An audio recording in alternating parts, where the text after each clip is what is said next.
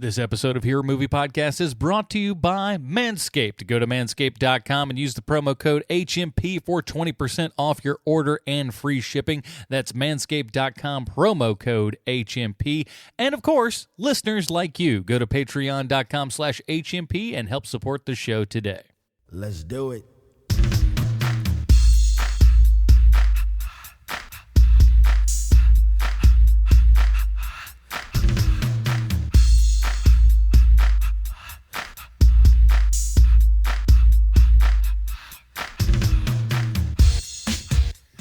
Ladies and gentlemen, welcome to Hero Movie Podcast, your greatest source for superhero movie discussion in the multiverse. I am your host, Adam Porters, and I'm joined by sweet Shanza Kovacs from the internet.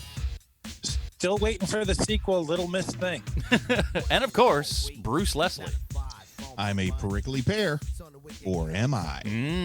Who knows who to trust? And but you know who we trust in? We trust in our great people over at patreon.com/HMP, because every single month those folks get to vote on what we watch, and this month they have chosen John Carpenter's The Thing from 1982. And boy, oh boy, am I happy that they chose this one, because this is boy, I love this movie. And this is a first-timer for Bruce. Yeah, and when you said John Carpenter's The Thing, for just a moment you paused, and I thought you were going to say John Carter, and I had prepared for the wrong movie. I've made a glorious mistake. No, only one of us has done that in the history of the show, I believe, and that was me. So we'll be talking about that. But before we do, again, we'd like to say a big, giant thank you to everyone who voted on this and hung out during our live chat and everything. Bruce got to stop by, which was a lovely treat. Yeah, it's always nice, man. I love seeing how folks are doing and what they're up to. Put faces to names. That always helps for some reason with me. Yeah, we put on a miniature dog show throughout the proceedings and everything, which was fun. Actually. A lot of pets showed up. Yeah, it was a good time, and we get to vote and all that kind of good stuff. Plus, those guys get the pre-show, post-show, and of course, a Dinger Zone. To check all of that stuff out and support this here program, head on over to patreon.com/HMP and join up today. We really appreciate all of those fine folks. And we also would like to say a big giant thank you to the people over at Manscaped. Manscaped.com has sponsored this program, and we've got a little promo deal for you guys. They've sent us some of their all of their accoutrement, and we've tried them out. Sean was out last week, but Sean actually our entire ad read got messed up somehow. So this is kind of our first time out here. So Sean, what were your kind of impressions as everything kind of rolled in from Manscaped? Well, man, how do I put this? I learned fairly early on in my dating life that you need to represent with Big Jim and the Twins. Yeah. And so I learned pretty early on in life, in my dating life, that you gotta take care of business. So I think what you're saying is if you trim the shrubs, the house looks bigger. It's true. And I will say this, that the products that they gave us in this package, this beautiful package, by the way. Gosh, that was one of the most glorious packaging, amazing unboxing experiences I've had in a while. You open it up and it's kind of prestigious, really. Yeah, it is. As a matter of fact, when I opened it, first of all, is Mrs. Sweet Shanzi was like, "Hey, did you order that for yourself?" And she was pretty impressed by that, like that I would go that far with it. So that's not a bad idea either. You can go that way with it too. It is the best. They are by far not even close. And I know that they're promoting our show. I don't care. I would say this otherwise, even if they don't, that these are the best products I have ever used to glorify my bikini area. Glorify. Can I tell you a couple things I really like about it? Yeah, please. I mean, first off, the ceramic blade, like they've got the same kind of, I mean, I don't know if it's the same technology, but it's the same idea when you get the cast cut off of your arm at the doctor's office and they have that blade that just drills right through that cast, but it doesn't hurt your skin if it grabs your skin. That comes in pretty handy when you've got some low-hanging fruits like I do down there. So I really appreciate the no-nick nature of it. Also, the fact that it's got a 90-minute battery life, like you charge it, it's cordless, 90 minutes. And when you've got kind of the quarantine shape going on that I've had, I knew that an hour wouldn't be long enough to take care of business. So I was glad for that 90-minute battery. And then also it's waterproof, which is wonderful because I have a beard and it's super nimble. So I do use it to actually trim my beard. My beard even looks better than it has. But if you're going to be working in the bathroom, it's nice to know you can wash your hands before you go in the kitchen, if you know what I mean. So the fact that it's waterproof, it's pretty clean to go from downstairs to upstairs and back again if you need to. I was shocked shocked at the light. I saw the light and I thought, what a silly little gimmick here. Why this light? Well, I mean, how much light could you really need? And sure as shooting, boy, it is great. I love the light. Yes. I'm like, what a genius person put this light on this thing. So the Lawnmower 3.0 has that wonderful headlight on it. So you're not working in the dark, which sometimes it's nice to see what you're doing. Yeah. You're working in some delicate areas. You got to be careful around that area. Well, the best part about all this is that you guys, and this is the perfect time of year for it. And ladies, this is also for you. If your man's not taking care of things in that department, you can help this out as well. Just go to manscaped.com, shop as you normally would. Once you get to that checkout section there, in the promo code box, just type in HMP. You get 20% off and free shipping. You'll be the hero. I'll tell you that right now. So do yourself a favor, and we'll be talking about them a little bit more in the weeks to come. That is manscaped.com. Use the promo code HMP. Well, that's it. Also available in the UK now. Oh, is it? A while back, but they are now. All right. So finally, time to get yourself in shape there, UK. Trim that English guard. Get it together. So let's get into it, boys. Here's the trailer for John Carpenter's The Thing. 12 men have just discovered something. For 100,000 years, it was buried in the snow and ice. Now it has found a place to live. Inside. Where no one can see it, or hear it, or feel it. I know I'm human. Some of you are still human. This thing doesn't want to show itself. It wants to hide inside an imitation. It'll fight if it has to, but it's vulnerable out in the open. If it takes us over, then it has no more enemies. Nobody left to kill it. And then it's won.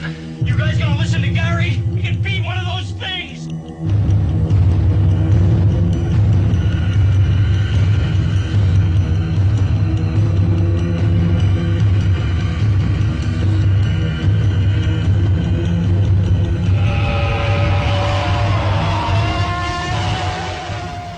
Alrighty, that was the trailer for John Carpenter's The Thing from 1982.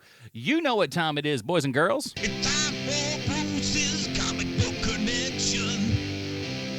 Bruce, what do you got for us this week?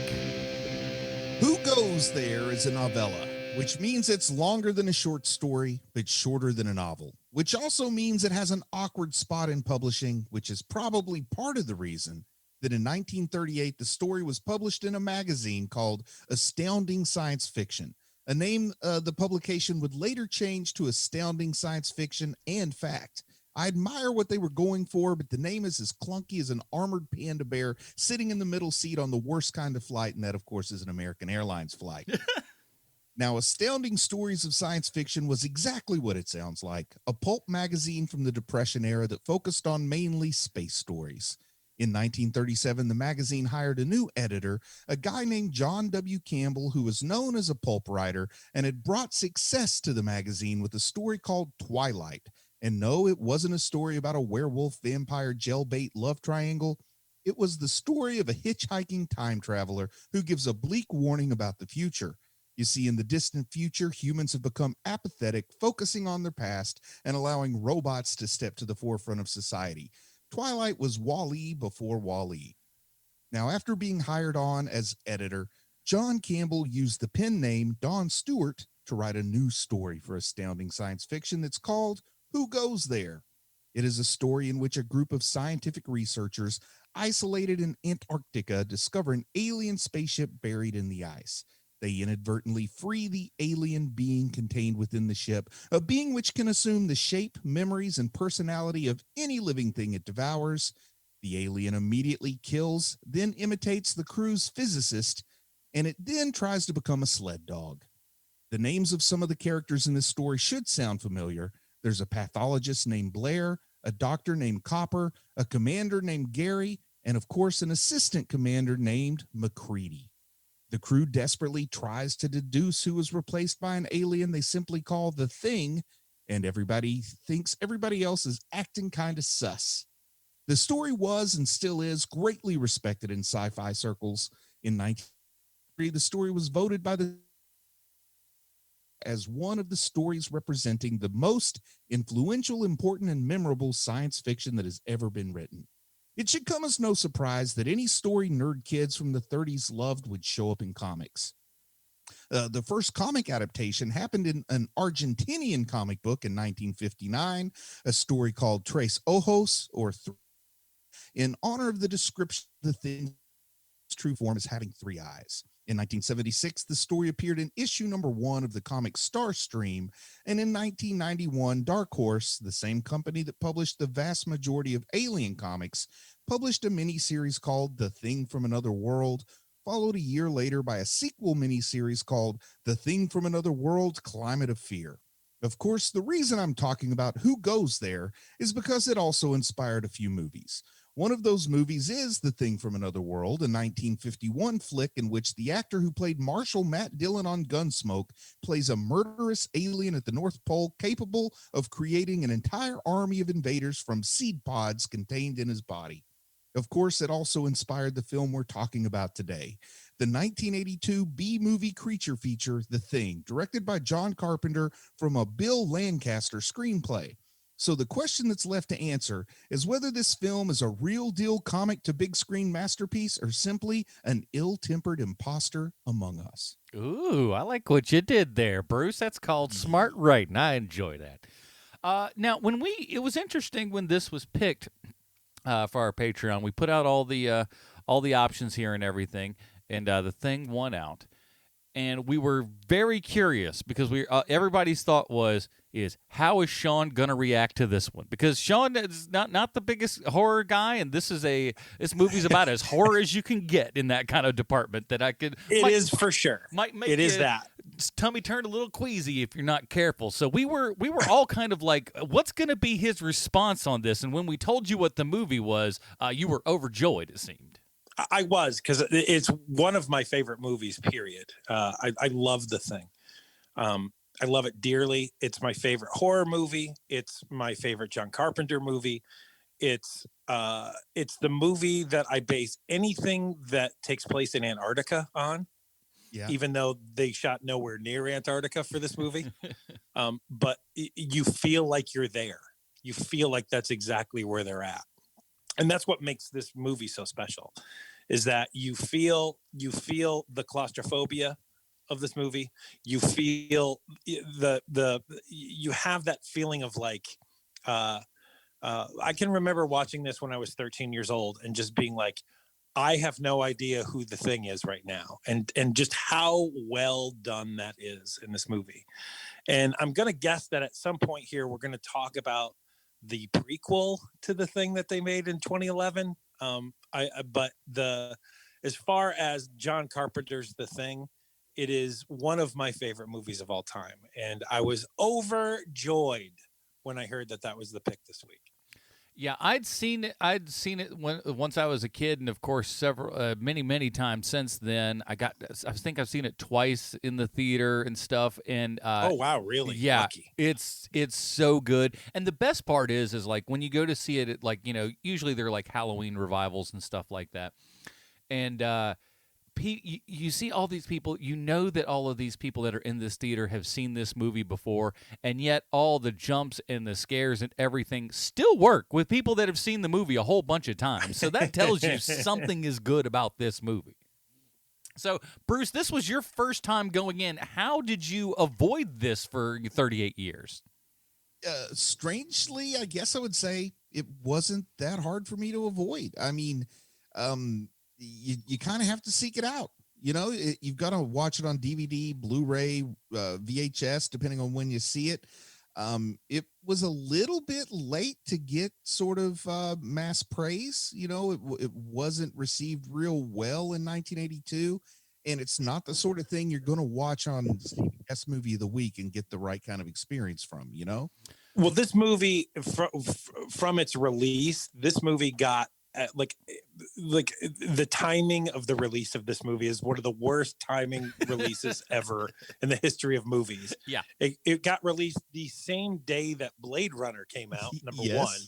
And number two, 3 weeks previous, E.T. came out. So, like, no one saw this movie in the movie theater. And the very few people who did see it were like, I hate this movie. And I think Road Warrior was out around the time this was released. You're too. right. It was. Crazy summer I guess it was a summer. Yeah, crazy year for sci-fi movies, man. To give you an idea, E.T., not consecutively, but over the course of its run, was the number one box office spot 26 weeks. That's how big that movie was. This movie, hardly any movie stood a chance, but certainly not this movie. We all liked our aliens warm and cuddly, as opposed to heads falling off. Programming, you know, if you're in the mood for an alien movie, but you want the grown-up alien movie, you go to The Thing. But I think also 1982. I don't know, man, because Blade Runner comes out the same exact day, so they're both kind of vague with their ending. They kind of both have open-ended endings. But man, this one was really made for the horror crowd. You got John Carpenter. I guess the hottest thing he'd done at this point was Halloween. Well, no, he had Escape from New York was just before this. Yeah, Escape from New York was a big movie too. He was like But I always felt like Escape from New York was another one that was a little delayed in getting love. Well, maybe, but they made it for $1.50. I mean, that movie was made for no money at all, and so you had like it was more than a cult favorite. Like it had basically doubled its money in the movie theater, and so he then, oh my God, all he does is spin gold, this man. Well, okay. So John Carpenter, I mean, this was a time, I guess the industry very different than it is now, or maybe not. I don't know. But John Carpenter was an indie guy, not a studio guy. So the Universal, I guess, is who made this, right? Universal? Correct. They were sort of hesitant to bring him on because he was an indie guy. Toby Hooper. This is the most money he had ever gotten to make a movie, was the thing. And I can't remember what the budget is. It's something that like is almost laughable now, where it's like $15 million or something. But Toby Hooper was their first choice to direct this, and he decided he'd rather do Poltergeist. Right. I think they'd also wanted to bring John Landis in. You know, it's clear they knew they were making a horror movie more so than a sci-fi movie. Right. I was kind of wondering why they didn't try to make a run at Ridley Scott, because it seems like he's who your dream director for this would be, but he's working on Blade Runner, so he's not available. But at the same time, too, I think Ridley Scott would have been like, I've already kind of done this. I did Alien, so I don't know why I would need to do this. It's kind of not redundant per se, because they're not exactly the same story, but it's enough of the same feel. Amazing to me. Yeah. It's amazing to me that this came out the same day as Blade Runner, because when I'm seeing this movie through, all I'm thinking about is like the test to decide if somebody's a replicant or not, and the whole idea. My favorite scene in the movie. Yeah, and this is all to me. I'm like, wow, is this aping Blade Runner? Is Blade Runner aping this? This is clearly aping Alien. And then the fact that they came out on the same day is like, if I made up a lie that said that, nobody would ever believe it, because it's just too unbelievable. And the fact that it's true, I love. I am going to put myself out there. I think that the jump scare of the test with the wire and the blood. Oh, that one got me so good. That is the best jump scare, I think, of all time, of any movie ever. Way better than all those movies in the 90s where the cat would jump out at you. Well, and that's what I mean. Like, because, movies in the 90s, and then even like this glut of horror movies that we're getting now, all the jump scares are like cheap jump scares.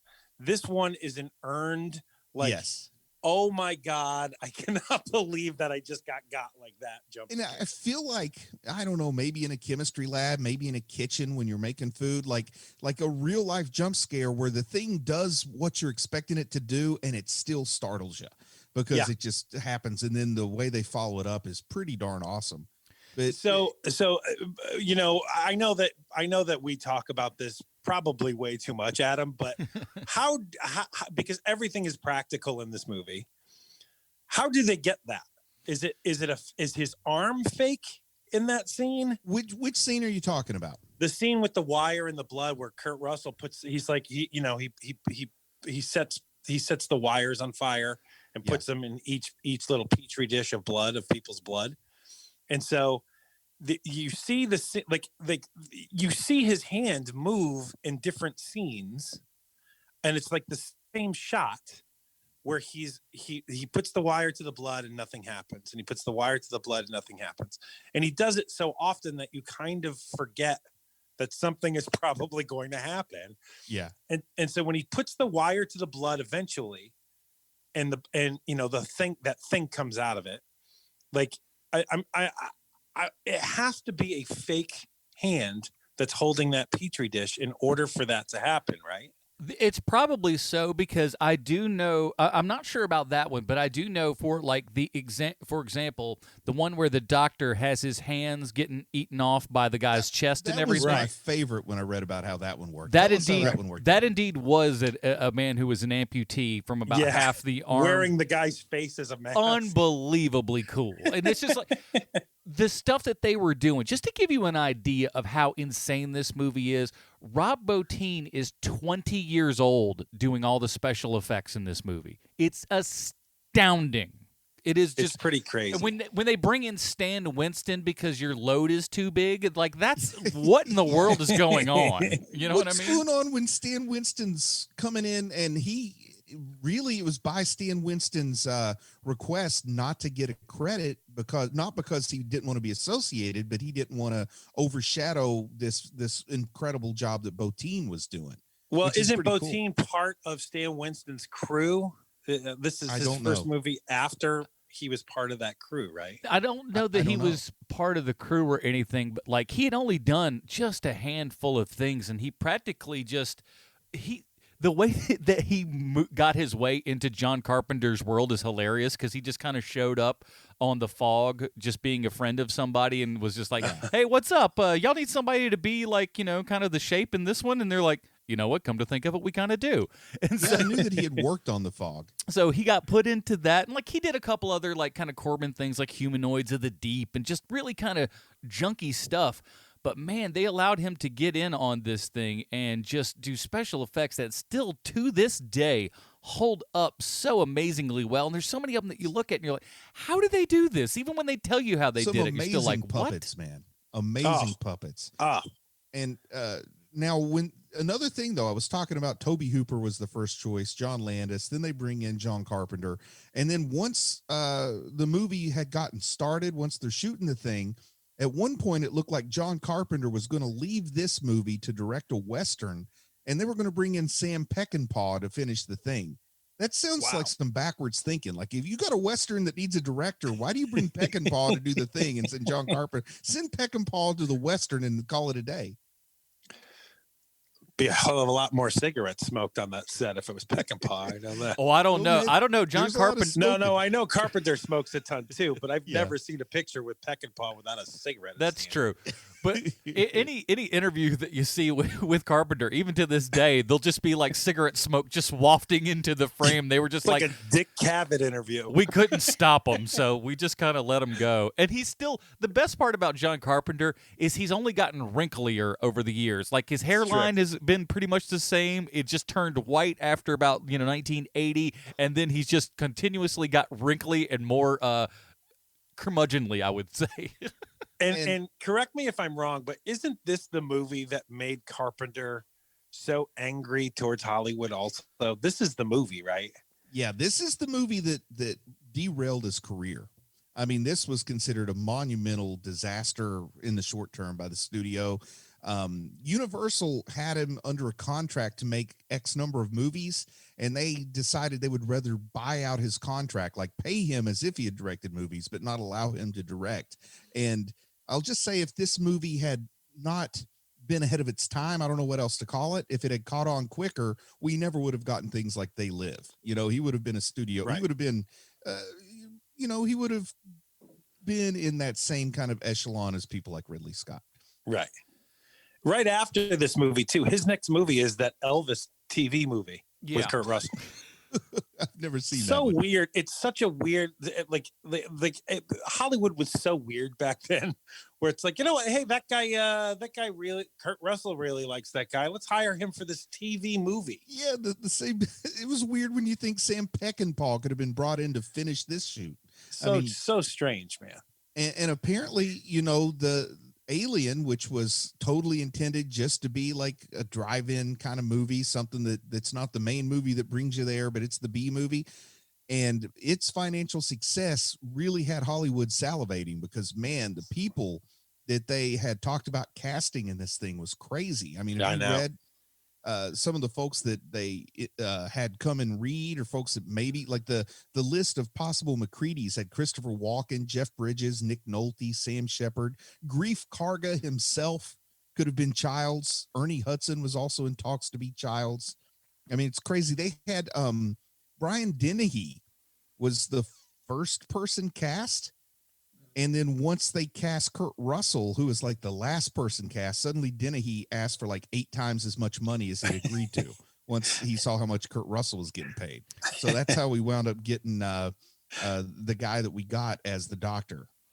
It's really weird because, Carpenter was working on the thing when Escape from New York was going on, and he was talking with Kurt Russell about it and stuff, like just in general. And and he was just like, yeah, I think this is looking really good. And like, he had no clue. And then eventually was just like, do you want to do this? He's just like, yeah, of course I do. But it's amazing how like that went on for so long, and he just didn't see the thing that was right in front of him going like, well, why can't this guy do it? Like, this is one of those weird moments too, where like Kurt Russell is usually like your backup plan guy. And don't get me wrong, I love Kurt Russell. I love him in just about everything. Sort of, but like, I cannot think of another person to play this role other than Kurt Russell. He's the only guy who's like perfect for this role. Yeah, I think he's definitely better than Christopher Walken may have been. Well, Jesus, I mean, an alien over there. Well, your main character is as weird as the alien he is fighting. I mean, but I wonder if it was Kurt Russell's call who was doing this costuming, but man, that hat that Kurt Russell wears, that feels like such an actor choice. It feels like such an actor choice. It's the weirdest, ugliest, least practical hat, and at the same time, I really kind of wish I had one. But it's pretty great. And the glasses are kind of amazing. Yeah, his big giant sunglasses, and you're just like, what Nirvana video did you pop out of? And this is like 1982. It's amazing. Like, is that a hat that, like, can you just buy that hat at the hat store in 1982, or did somebody have to make that thing? Like, it is ridiculous, and it's huge. Somebody made it. It's like he looks like the Kelsey Grammer prospector character from Toy Story 2. That's what that hat looks like, with a little bit of Arby's inspiration going on. Yeah, one of the things that I've noticed recently, because I've probably watched this movie like 2 or 3 times in the last 5 years, is that now that it's on Blu-ray and now that they've remastered this movie, I've only seen it, when it was like ugly. Yeah. From when I was a kid. This movie is beautiful. The lighting in this movie is incredible. Some of the trickery that they do that I never would have noticed, but I had watched some YouTube channel where they were talking about the thing, and the guys mention, they're like, oh, in this one scene, the scene with the wires to the blood in the petri dish, that there's a tell of who it is, because everyone gets an eye light in that scene, except for the guy that it is. Now at the end, I don't know, we don't want to rush too far at the end of the movie, but that eye light sort of shows up again at the end, and both the cinematographer and Carpenter said that was purely an accident, that it only showed up on one guy, not both of them. So maybe we'll roll back around to that, because this ending is kind of spectacular, but also kind of the thing that made the thing such a failure in the short term. Oh, I agree with you on the on the thing where, like, this is not what people want, but it's what I want. I absolutely love the ending to this movie, and it's one of the things that makes me so insane about the prequel, and it makes me absolutely batty, is that they kind of ruin the ending to the thing in the sequel to this, or the prequel to this. I do like kind of a smart move, and some of it was a money saving deal, but it was kind of a smart move for this movie to start in the middle of the action. You know, you've got this crazy helicopter guy, the Norwegians trying to shoot this dog with a big rifle with the scope, which, number one, why do you need that in Antarctica? You know, like who takes that with them to do research in Antarctica? And then number two, how do you not hit the guy? I mean, and why are you chasing the dog from the helicopter? You know, I mean, there's so many questions. Now, in retrospect, at the end of the movie, a lot of this makes more sense, but I'm seeing this for the first time, and I'm like, what kind of lunatic is shooting at a dog from a helicopter? And that's what makes it so cool, is that it's like picking up a random comic book where you hadn't read any of it before, and you have to catch up. Yeah, and I love it. Yeah, me too, man. I think that was a great move. And like I said, it was a money-saving deal, so they didn't have to show like the excavation of the spaceship and all that stuff. But in the story that it's based on, who goes there, the novella, it's it's all just this crew. They discover the alien, they thaw it out, and then they've got to deal with what's going on. So here they let the Norwegians do that part. You join it in the middle. And I think that was kind of cool. You know, that's something that Lucas was aiming for with Star Wars, jump into the middle of the story. And this one, it worked really well. And then when the dog transforms, that's like our first look at anything creepy or gory or whatever. Man. Now, at some points, I don't even know what the heck's going on when I'm watching this happen. Okay. Like part of it was, we just want to put something gruesome in here because the original script was way more just guys in a room talking, like who's who. Mm-hmm. But when that dog first transforms and the face splits, I'm like, okay, I immediately know where the Duffer Brothers got some of their inspiration. Like, without a doubt, man. The Duffer Brothers are like, they owe so much to this movie. John Carpenter should be receiving mailbox money from the Duffer Brothers. Well, I he really should. I knew they were big fans of Carpenter just from how that season 1 theme song sounds like somebody played it on their Casio keyboard in the basement. That's how all John Carpenter's music was played. Now let's have a quick second here, because I want to touch on that, because it's an interesting thing. Is that this movie the music is not John Carpenter, yet sounds very John Carpenter, and it's Morcone's actually doing the music, which is insane. John Carpenter did some fill-in work, of course, but he's getting credited. Yeah, I mean, Marcone, he because he had the money, he was like, hey, let's get Marcone to do this. And the movie wasn't even finished. Yeah. And Marcone was like, hey, I have this is the music I have. Please put it where you want to and how you want to use it.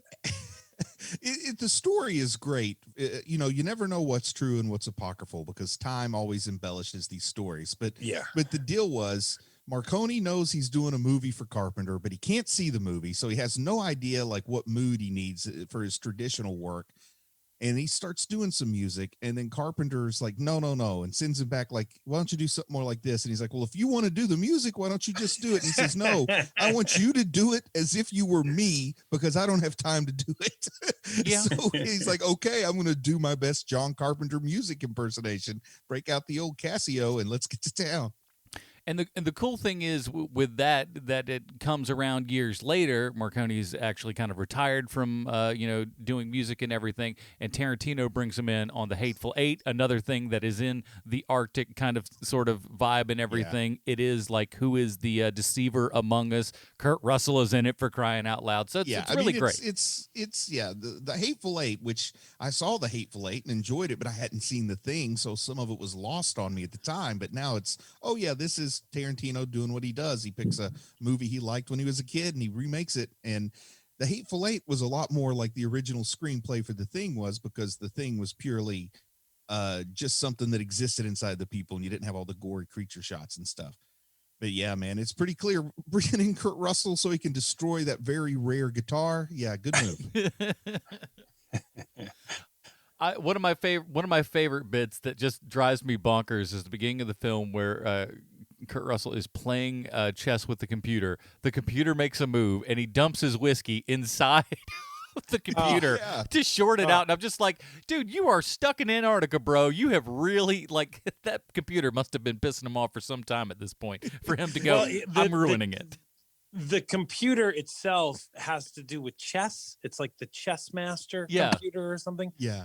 So that entire computer, all it does is play chess. And you gotta figure that thing cost probably $2,400, and he just ruined it. I would be so pissed at Kurt Russell if I was in that base. You go to sit down to play chess, and you're like, "What the hell, man?" The truth is that they, by special permission from NASA, had a $10,000 computer that wasn't in the script. That was just Kurt Russell. No, I'm joking. He just destroyed it because he likes to do that in Hateful Eight. But I have seen some people looking and saying, "Hey, this is the foreshadowing. Kurt Russell would rather burn the world down around him than take a chance of losing." That's good. That's some good horse crap. And the voice of the chess master, none other than Adrienne Barbeau. I wonder how she got that job.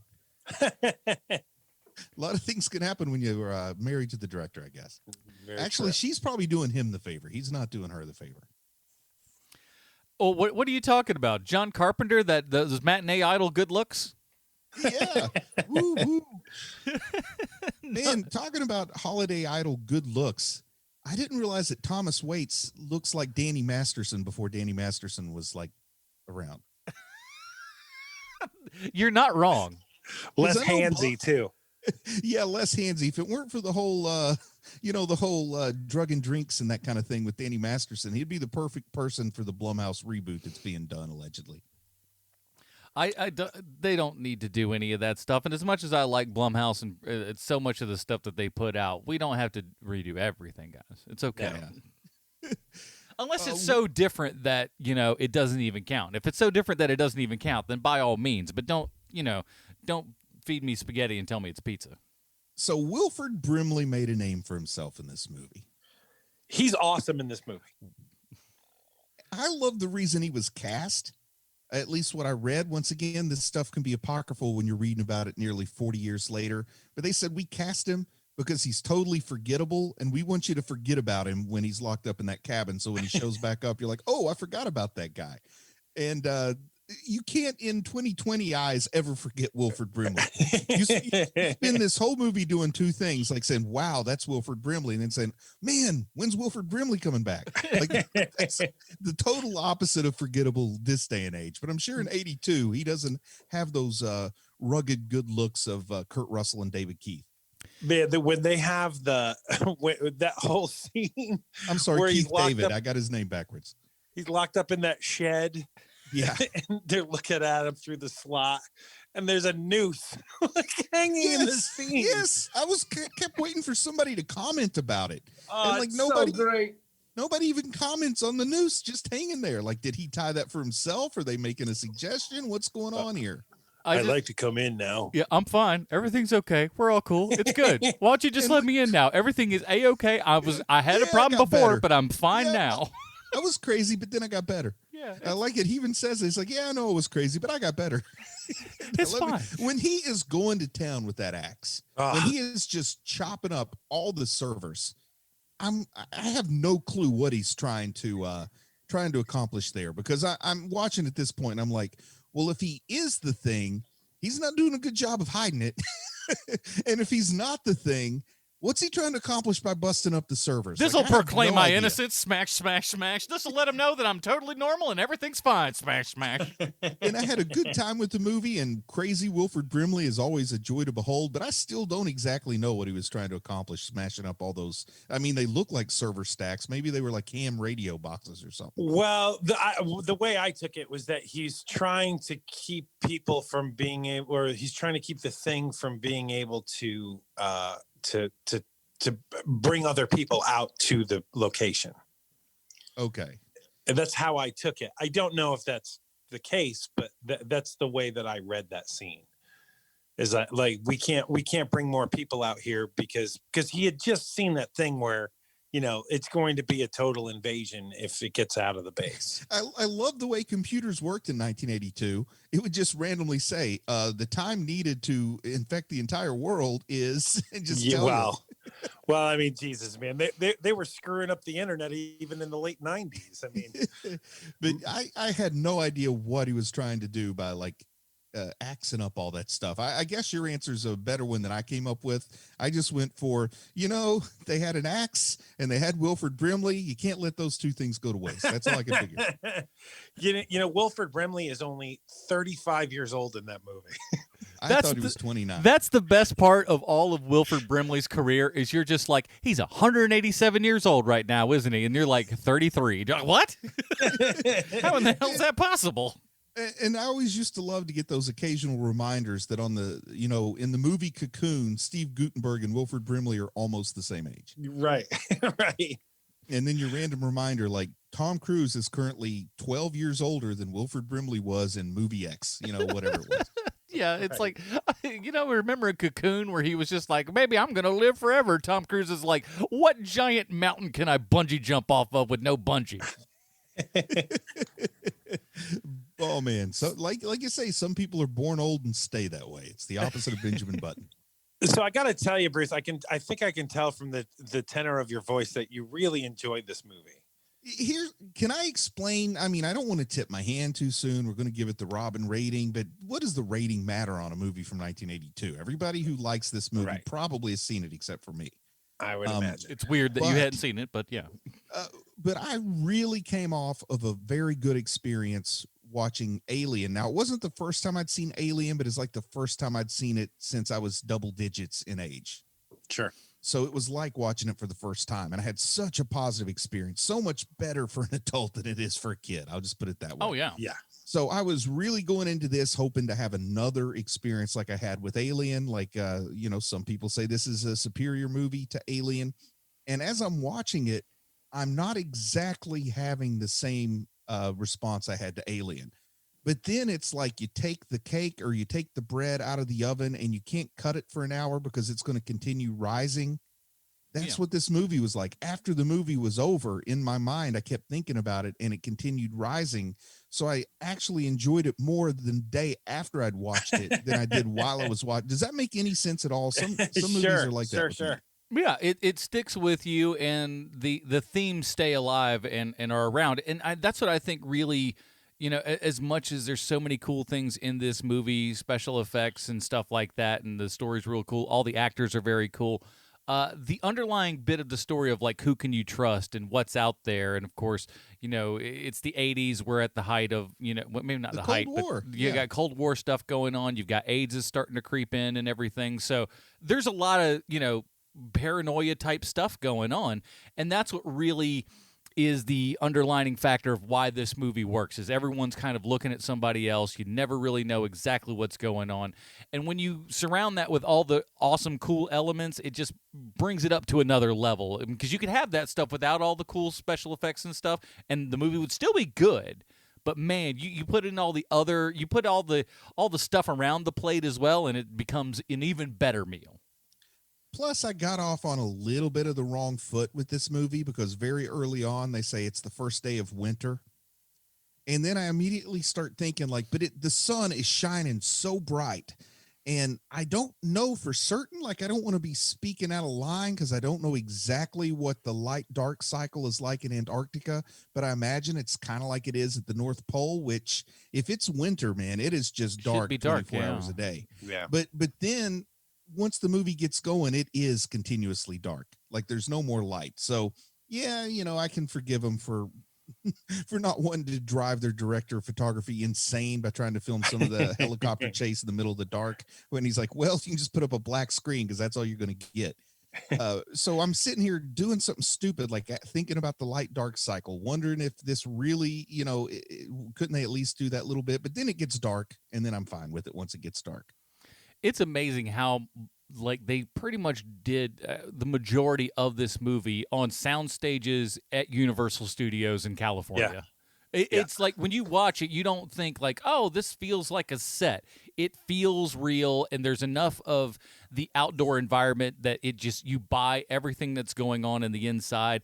And apparently there was a giant heat wave going on in California where it was like 105 degrees outside, and they had to wear their parkas. They step outside, everybody kept getting sick because they're going hot, cold, hot, cold.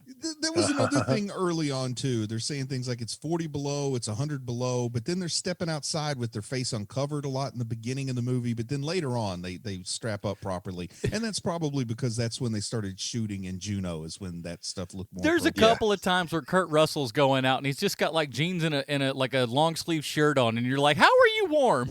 He's like, oh, it's 40 below, better get my isotoners before I head out. Yeah, don't worry, I got glasses and a hat on. Everything will be fine, I guess. I've got the prospector's hat from Toy Story 2. Nothing can freeze this long hair. He did grow his hair out for a year before this started to get that look.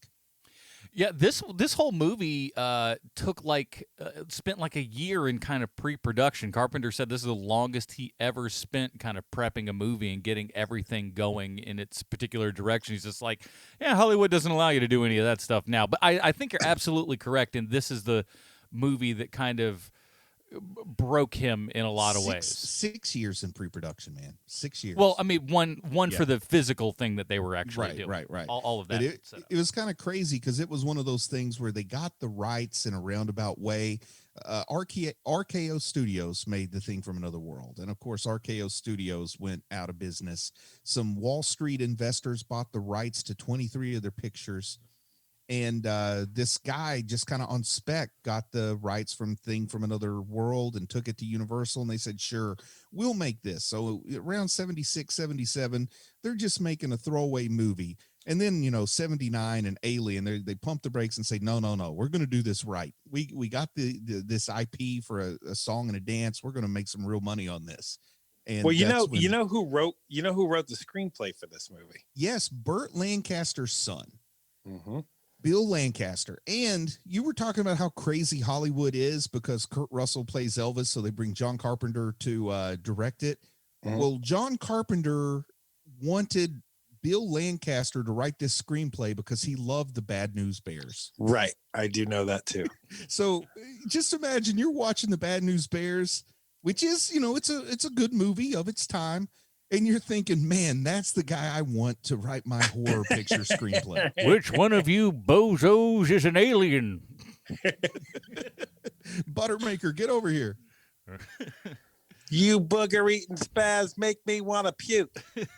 Plus, it's also got that other level of old school Hollywood because you feel like if he weren't Burt Lancaster's son, would he be getting his screenplays like produced in the first place? A lot of that kind of thing goes on in your head. Well, the Bad News Bears, the first one is an amazing screenplay. And the Thing, this one here, John Carpenter's The Thing, is an amazing screenplay. They're both great screenplays. It's just one of those things where you're like, how is that the same dude? I do kind of wish John Carpenter had directed Bad News Bears. This movie's missing kids drinking beer.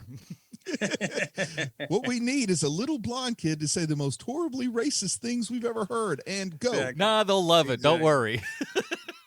It's okay. Like if you told me Bill Lancaster wrote the screenplay for Six Pack, I'm believing that. But this movie, it shocked me. You know what the thing is missing is Kelly Leak riding a dirt bike through the hallway. Hey, you know how I am with that actor, man. I'm all about Kelly Leak. It would have made this movie better if he'd been in there in any way. One of the things that just stupid little nonsense that I love in this movie is him, what's his name, knocking on the door, goes, hey, turn that music down, turn Stevie Wonder down, and he goes, oh sure, no problem, walks over, almost touches it and does it and keeps on walking. For some reason, I love that. So I've always loved that, where he's just like, I'm gonna and just keep it at the same level that he's always going to gigging on down the road. Silas watched this with me, and when he sees the guy roller skating, he's like, oh, this is from the 70s, huh? It's like, yeah, they don't have roller skates anymore, do they? But that character Knowles, that's another interesting character. Now, there was a comic in the 70s. He was kind of I don't know if you call him a beat comic or a jazz comic, because the 70s wasn't quite like that. But I'm trying to see. I've got his name written down here somewhere. Franklin AJ. I don't know if you guys have ever heard that name. Franklin Ajay. Ajay. Yeah. He went out of his way to ask to audition for the role of Knowles. And then when he was there with like whoever you do your audition for, I don't know if Carpenter's there, if it's the casting directors, producers, who's there. Instead of reading, he just went on a rant about how horrible, what a horrible, awful, harmful stereotype this character was, and they should take it out of the movie. That was like, he went out of his way to do that. That sounds like Frank Letterjai. I love Frank Letterjai, though. Yeah, I'm not familiar with him. I may have to look up some YouTube bits or something. I love those kind of crazy stories. Apparently, GQ has done a lot of like really great YouTube videos where actors are kind of breaking down their performances and just their biggest roles and stuff like that. And Danny DeVito got Taxi by walking in and just screaming to them about how much the script sucked. And they were like, "Oh my God, this guy gets it! Boom, put him in there." And then the career was birthed. Jay Leno and Gary Shandling also both auditioned for the role of Palmer in this movie. I mean, just crazy to hear all God the people they didn't around. get it. Yeah, that would have been a bit of a The guy misstep. with the big chin's got to be the thing. You know that right off the bat. He So- looks funny. So one of the things that I want to talk about is that equal parts. Whenever anybody talks about why like remakes aren't any good, everybody brings up The Thing. Everybody brings up a bunch of other movies, but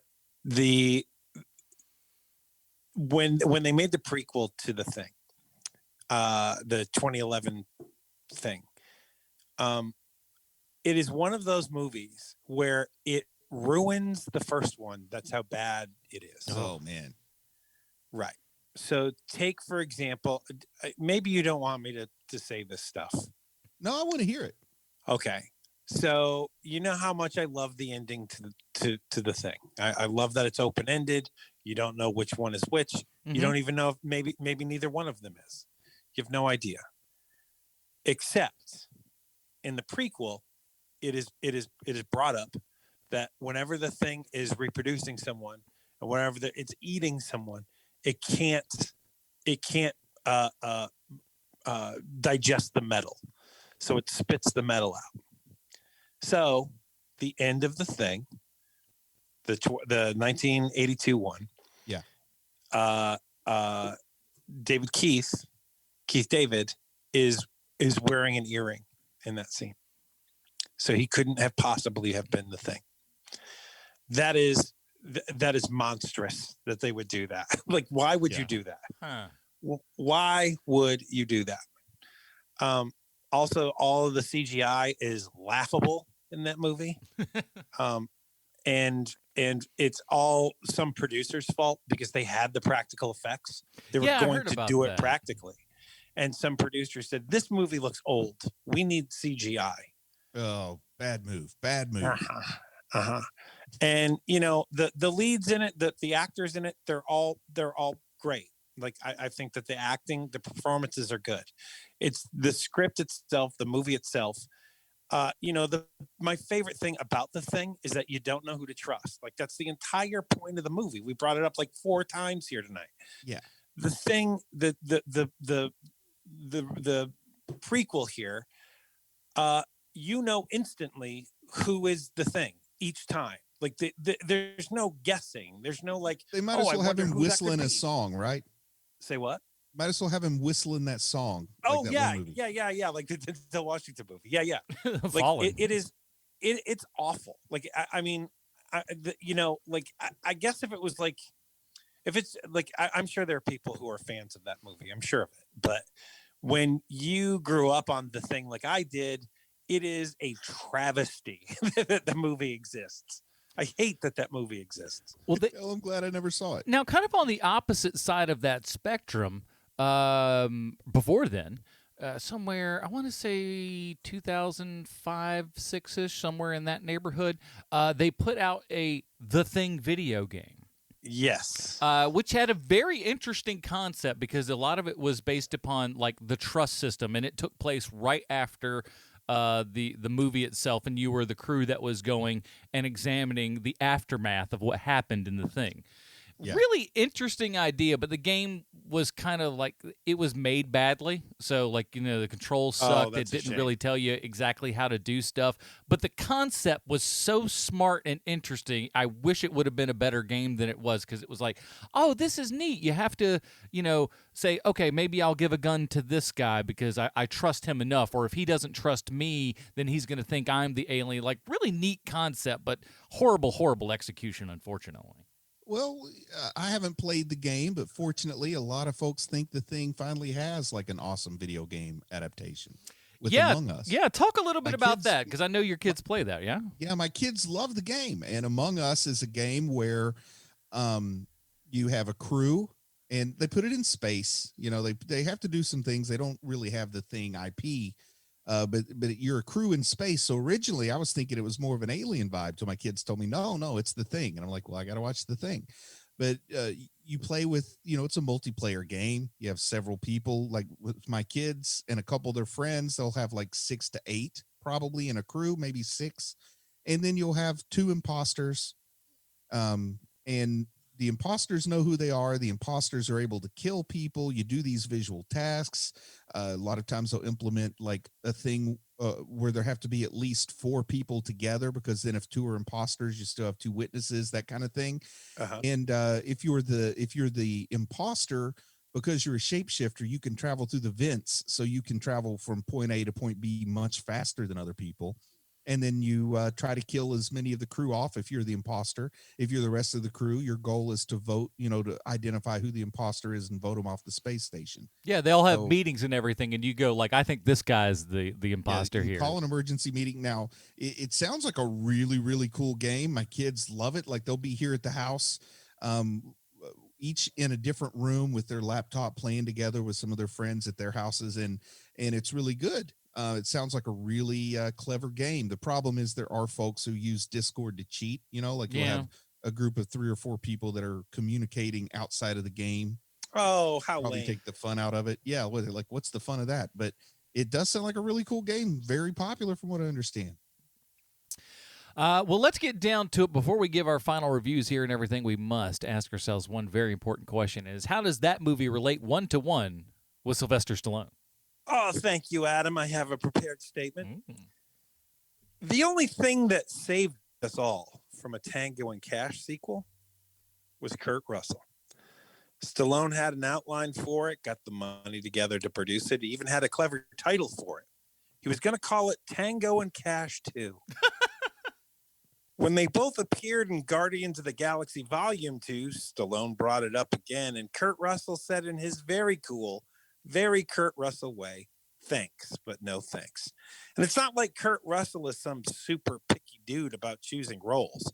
He's been Santa in more than one direct to Netflix movie.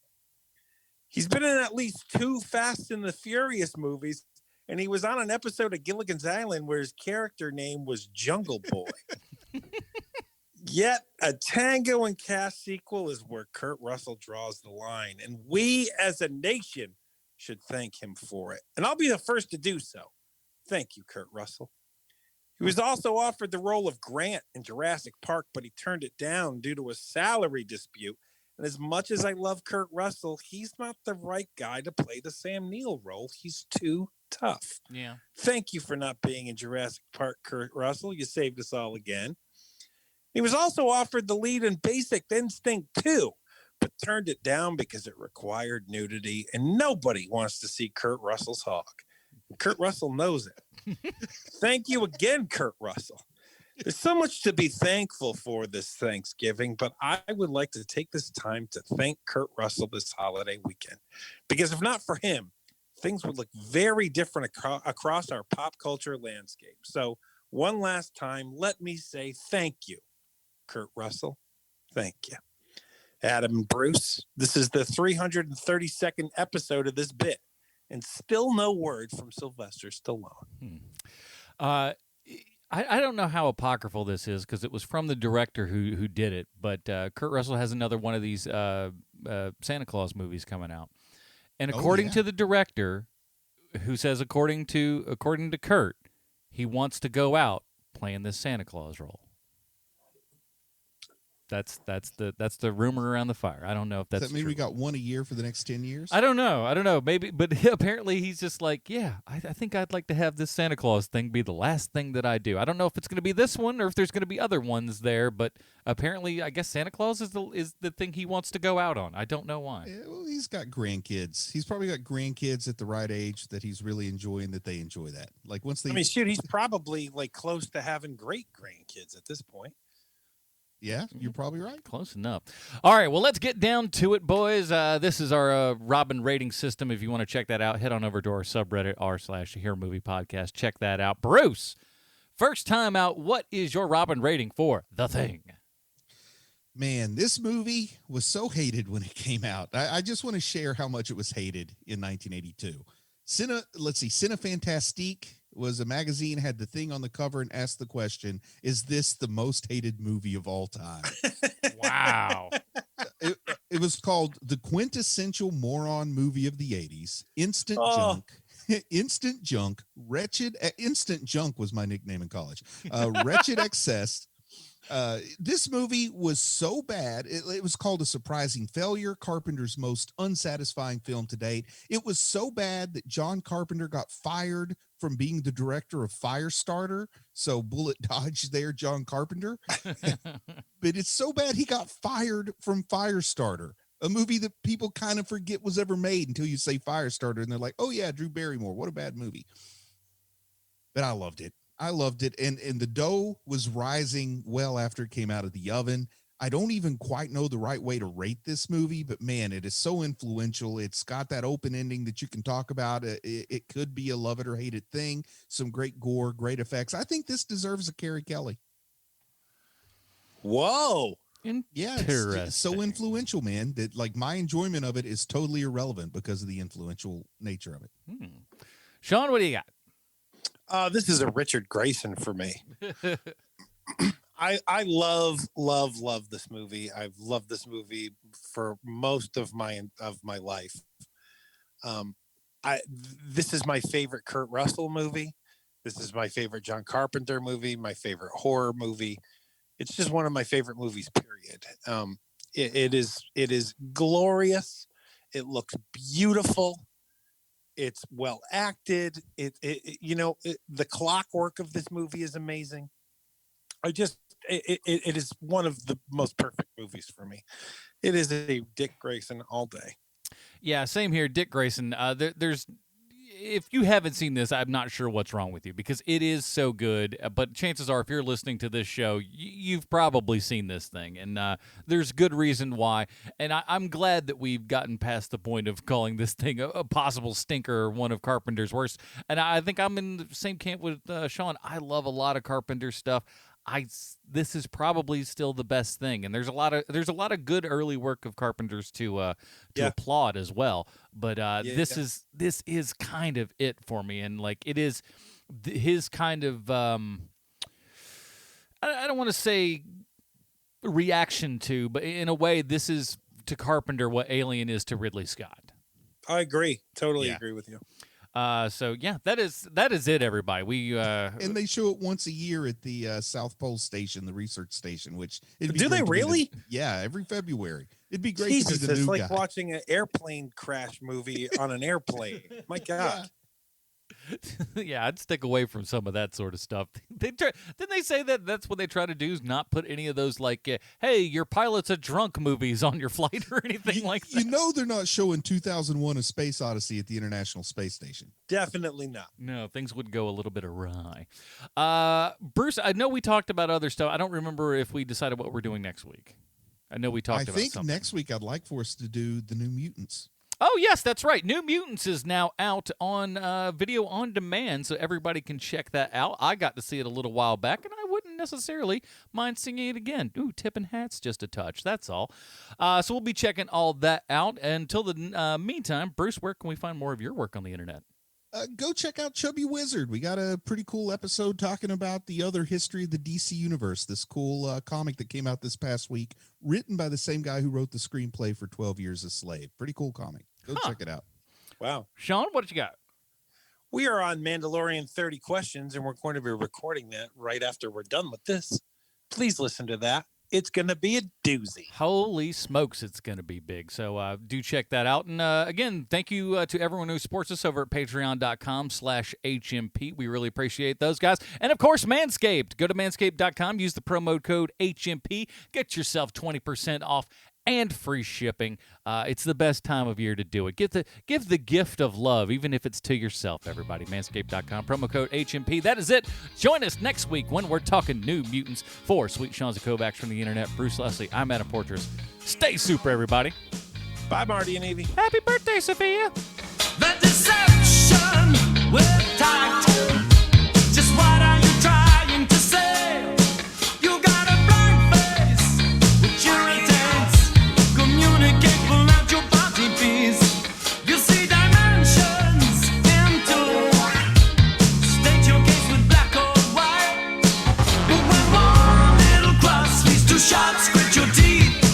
You run for cover so discreet. Why don't they do what they say? Say what you mean, oh baby. One thing leads to another. You told me something wrong, I know I listened too long, but then one thing leads to another.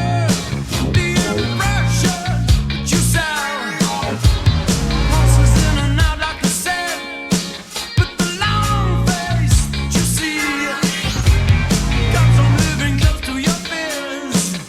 This is up and I'm up, but you're running out of sight. You've seen your name on the walls. When one little bomb leads to shock, yes, a beat. You run for cover in this heat. Why don't they do what they say what they mean? One thing leads to another. You told me something wrong, I know I listened too long, but then one thing leads to another. Yeah, yeah, yeah.